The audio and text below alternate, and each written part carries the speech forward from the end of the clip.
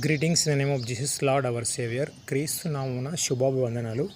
చూసుకున్నట్లయితే సామెతలు 18వ అధ్యాయము 21వ వచనం. జీవమరణం 4వ వచనం. దానిని ప్రీతిపడు దానిని ఫలము తిందురు.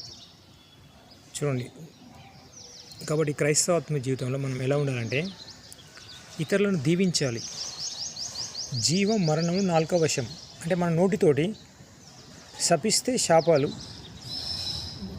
బ్లెస్ చేస్తే ఆశీర్వదిస్తే ఆశీర్వాదాలు. జీవము మరణము. మనం ఎక్కువ జీవం పోయాలి. వేకువజాములు లేస్తేనే ఎక్కువ ప్రార్థనలో ఇతరులను దీవించాలి. యేసయ్య ఏం చేసిండు? యెరూషలేము క్షేమం కోసం, 12 గోత్రాల క్షేమం కోసం ఎజ్రా, నెహెమ్యా వీళ్ళంతా దీవించారు. కాబట్టి వాళ్ళ ఆత్మానుసారంగా దీవించబడ్డారు. కాబట్టి క్రైస్తవాత్మ జీవితంలో మనం ఏం చేయాలంటే ఇతరులను దీవించాలి, కానీ శపించద్దు. శపిస్తే శాపాలు, దీవిస్తే దీవెనలు. చూడండి, కయీను హేబేల్లో ఎంతమంది రక్షణ? ఒకరికి రక్షణ. ఎర్ర సముద్రం 2 పాయలైనప్పుడు 6,24,000 మంది ఎర్ర సముద్రం దాటుతారు. కానాను చేరుకునే ఎంతమంది? యెహోషువ, కాలేబు ఇద్దరే.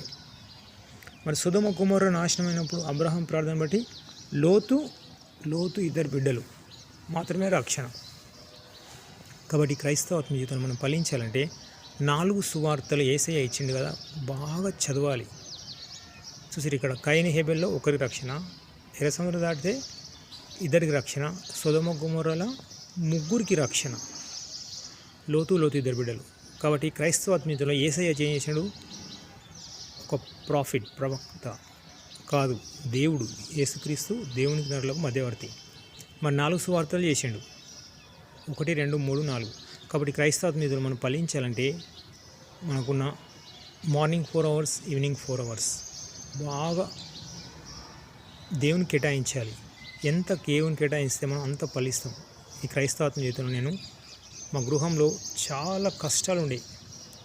4 వైపుల సుడిగాలి ఎట్లా వస్తుంది, 4 వైపు గాలి వస్తే అలాంటి సమస్యలు భూములు అమ్ముడు పోతున్నాయి. నేను అప్పుడు డిగ్రీ ఒక 2 సబ్జెక్టులు తప్పిపోయినా, అనారోగ్య పరిస్థితి. అది నేను పాస్పోర్ట్ తీసిన అబ్రాడ్ విదేశీయుల కంట్రీలకు సాఫ్ట్వేర్ వెళ్ళే ఉద్యోగం, అది క్యాన్సిల్ అయిపోయింది.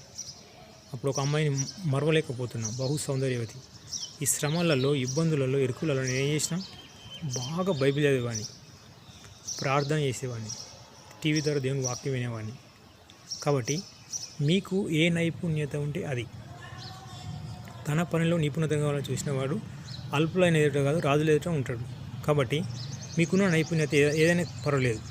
ఇప్పుడు ప్రపంచం చూడండి ఏ విధంగా నాశనం అయిపోతుంది. ఫ్లైట్లు పడిపోతున్నాయి పక్షులు అడ్డం వచ్చి, అటు కార్చిచ్చులు, ఇటు మక్కాలో నీళ్లు, ఇటు నీటి ద్వారా చనిపోతున్నారు, యాక్సిడెంట్ల ద్వారా చనిపోతున్నారు, అగ్ని ద్వారా చనిపోతున్నారు, ఓడలు మునిగిపోతున్నాయి, ఫ్లైట్లు పడిపోతున్నాయి. ఎందుకంటే ఇక్కడ ఇజ్రాయెల్ పాలస్తీనా యుద్ధం. ఎందుకంటే ఉపవాసం లేదు, ప్రార్థన లేదు, మోషే ఇచ్చిన ధర్మశాస్త్రం చదవడం లేదు, యేసుక్రీస్తు ఇచ్చిన ధర్మశాస్త్రం చదవడం లేదు. ఎక్కడైతే ఉపవాసం ఉంటుందో ఆ ఇల్లుకు ఆశీర్వాదం. ఎక్కడైతే ధర్మశాస్త్రం చదువుతారో ఆ ఇల్లుకు ఆశీర్వాదం. ఎక్కడైతే ప్రార్థన చేస్తారో ఆ ఇంటికి మెండైన ఆశీర్వాదాలు. కాబట్టి ఈ క్రైస్తవాత్మ జీవితంలో మనం ఫలించాలంటే ఏం చేయాలి? ధర్మశాస్త్రాన్ని ఎక్కువ పాటిస్తూ ఉపవాసం ఎక్కువ చేయాలి, ప్రార్థన ఎక్కువ చేయాలి. ఇప్పుడు ఫ్లైట్లు పడిపోతున్నాయంటే అక్కడ పక్షులు అడ్డం వచ్చి ఫ్లైట్లు పడిపోవడం కాదు. అంటే ఆ ఫ్లైట్ మొత్తంలో ఎవరు నీతిమంతులు లేరు అని అర్థం చేసుకోవాలి, ఎవరు ఉపవాసం చేస్తలేరని అర్థం చేసుకోవాలి, ఎవరు ధర్మశాస్త్రం చదువుతలేరు. ఆ ఒక్క నీతిమంతుడున్న ఒక్క నీతిమంతుని బట్టి దేవుడు పక్షులను తప్పిస్తాడు. కాబట్టి మనం ప్రార్థన చేయాలి, ప్రభువా ఫ్లైట్లు పడిపోవద్దు. కాలిఫోర్నియా, లాస్ ఏంజల్స్ చాలామంది నష్టంలో ఉన్నారు, చనిపోతున్నారు, అవి జరగకూడదు. చూడండి, ఇక్కడ మరి ఛత్తీస్గఢ్లో పోలీసులు చనిపోతున్నారు. ప్రభు అక్కడికి అయినప్పుడు జామర్ వాడాలి. జామర్ వాడితే ఏంటంటే అక్కడ రిమోట్ పనిచేయదు. చాలామంది ఉద్యోగాలు కోల్పోతున్నారు, తల్లిదండ్రులు ఏడుస్తున్నారు, భార్య పిల్లలు ఏడుస్తున్నారు. ఎందుకంటే అరచేతిలో ప్రాణం, వాళ్ళ జంగల్లో వేరండి. అదేవిధంగా ఇక్కడ ఇస్రాయేల్ దేశం డ్రోన్ సిస్టమ్ అధికంగా పెట్టాలి. మొన్న అన్ని దేశాలు కలిసి 5,000 మిజైల్ వేస్తే 4,900 మిజైల్ అది మింగేసింది. అంటే ఆ దేశంలో పడలేదు, ఒక 50 మిజైల్ మాత్రమే పడ్డాయి. మరి ఇస్రాయేల్ దేశపు ఒకవైపు సముద్రం ఉంది, ఈ 3 వైపులా చిన్న చిన్న దేశాలు ఉన్నాయి, లెబనాన్, ఈ రకరకాల దేశాలు. వాళ్ళు డ్రోన్ సిస్టమ్ ఎక్కువ పెట్టారు అనుకోండి, ఆ దేశం పవర్ ఏంది? ప్రార్థనలో పవర్ ఉంది. అబ్రహాం ఉపవాస ప్రార్థన, ఇస్సాకు ఉపవాస ప్రార్థన, అక్కడ యేసయ్య 40 రాత్రులు 40 పగలు ఉపవాస ప్రార్థన.